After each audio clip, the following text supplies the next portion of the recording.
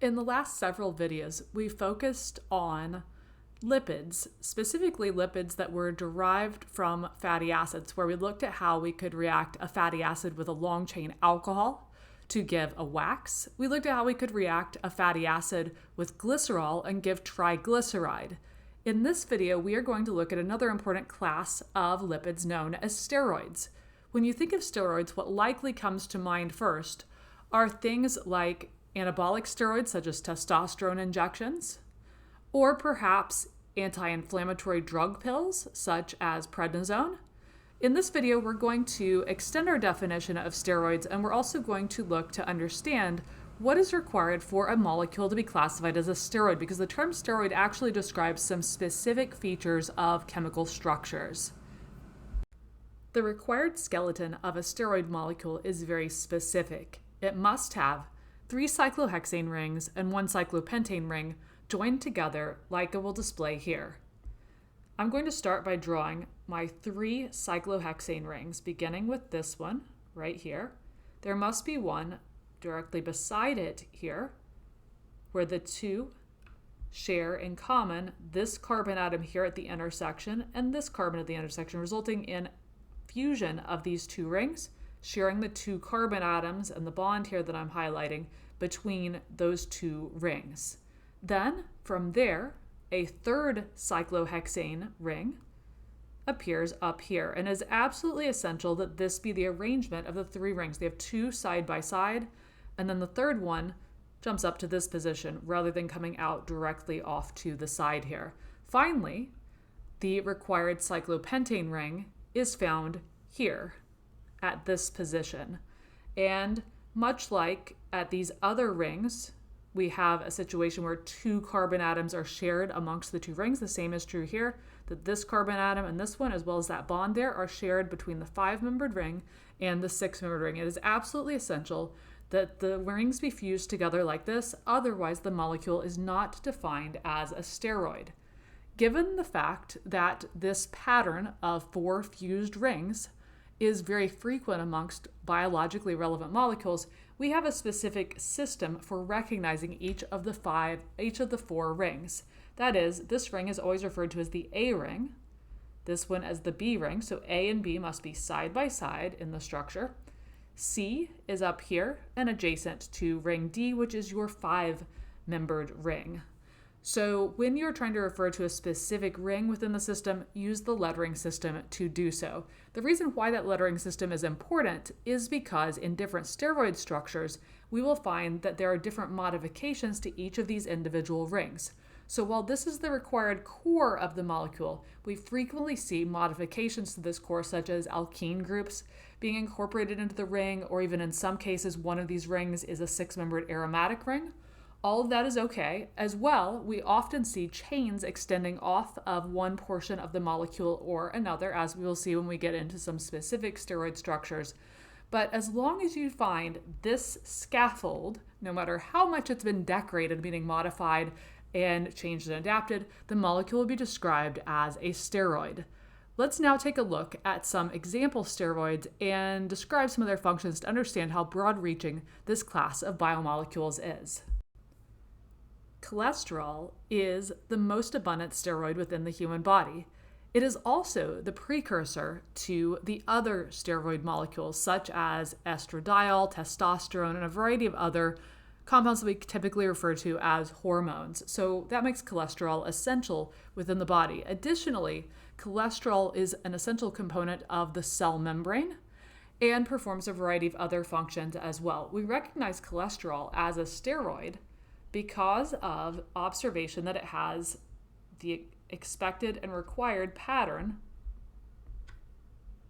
of a 6-membered ring, which I'm highlighting here, fused to another 6-membered ring immediately beside it, followed by this 6-membered ring coming up to here, and that 6-membered ring is bonded to our 5-membered ring. So the required scaffold that allows this to be referred to as a steroid is highlighted in pink, and we can refer to these rings as A, B, C, and D, following the system that we looked at before. And you should be able to recognize this and point out functional groups that are present in different systems, such as we would describe that the A ring is functionalized with an alcohol group. And interestingly, we are going to see that frequently alcohol groups appear in steroids, not just in cholesterol. And that perhaps is no surprise when we think about what we mentioned a little bit earlier, which is that cholesterol is the building block for the other steroid molecules within the body. And hence, to convert cholesterol into other molecules would require either just leaving this hydroxy group in place or possibly removing it. And frequently, it is left in place. Often, it is oxidized. And we learned about oxidation reactions in earlier chapters. And oxidation reactions increase the number of bonds between carbon and oxygen. So in the case of this, what we would expect is that rather than having COH, if it's undergone an oxidation reaction, which we use O in brackets to denote, that it becomes a carbonyl group. So in other words, within a variety of steroid molecules, this alcohol functional group is instead a carbonyl group. And that is essential to the function of those molecules, where having a hydroxy group in place would render the molecule completely inactive in terms of what its desired function was, where having a carbonyl group allows it to function as desired, because there's a very, very tight relationship between the structure of these organic molecules and their biological function. And certainly we recognize that with, for example, cholesterol and hormones such as testosterone. So let's take a look at that to compare and contrast the structure of cholesterol to testosterone, which have very different biological functions. Comparing the structure of testosterone to that of cholesterol, we see that testosterone is also defined as a steroid, first and foremost, because it has the system of 4 fused rings, of which we have 3 of these rings, which are 6-membered rings. Those are the ones that I've currently highlighted. And then that C ring is bonded to our 5-membered ring. And much like we did with cholesterol, we could go in and we could label this as A, B, C, and D to classify those rings and orient ourselves. So we will notice that cholesterol has several structural differences from testosterone. Testosterone is built from cholesterol. The body takes cholesterol and through a series of enzyme catalyzed reactions transforms it into testosterone through a variety of steps and chemical reactions. So I'll show a couple of arrows here to denote that it's not just one reaction that converts cholesterol into testosterone, but it's several reactions in series. And one of those reactions, as we mentioned frequently, we observe oxidation of the hydroxy group on the A ring of cholesterol. We see that happening here. The hydroxy group on the A ring of cholesterol has become a carbonyl group here. So we would say that this group here on testosterone is oxidized relative to the starting material cholesterol, relative to the precursor cholesterol, in other words, that is the precursor to testosterone. We also observe some other changes in the scaffold. For example, the structure of testosterone has a methyl group right here that is absent from cholesterol. You will also note that the carbon chain here on cholesterol that I'm highlighting is gone from that position of testosterone and instead replaced with a hydroxy group. So in general, when we make changes to structures of steroids, we dramatically change how they interact with receptors in the body and hence what their function is. As we think about steroids, and specifically how cholesterol is the precursor to the other steroids, the question arises of where are these molecules made within the body? Well, in the case of cholesterol, we obtain some of it dietarily, but that's the minority. The majority of it is synthesized in the liver.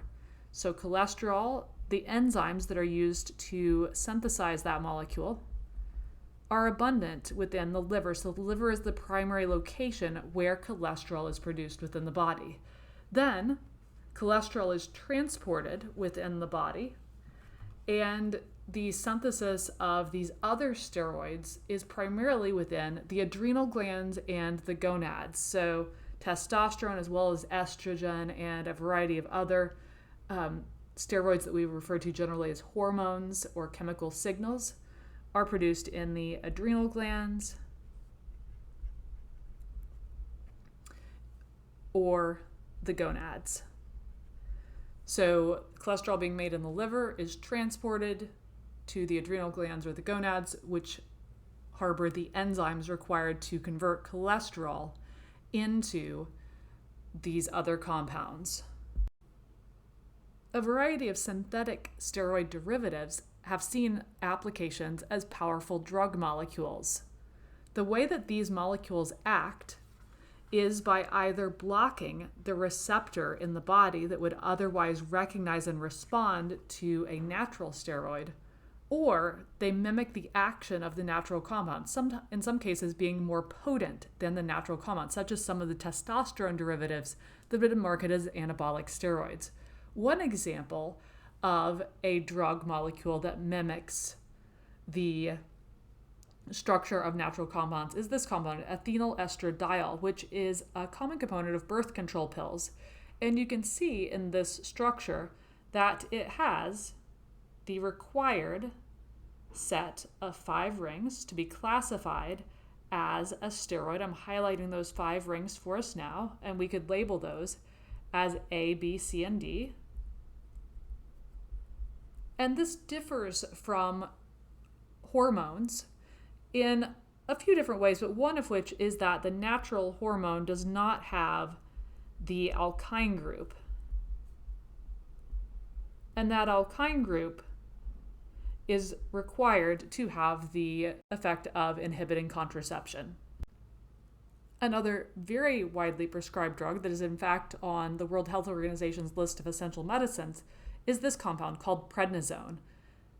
Prednisone is prescribed as an anti-inflammatory. It's also prescribed for allergic reactions and is very, very potent, also with a laundry list of side effects that likely result from the fact that it is similar in structure to hormones and may therefore have some off-target effects.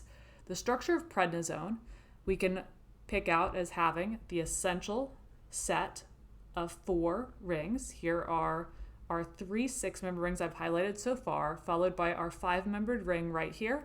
And we could label those like we have our others as A, B, C, and D. And we see in the structure of prednisone, relative to other steroids that we've looked at so far, that there are definitely some structural differences here in terms of this group coming off of ring D, for example, we haven't seen before, as well as others.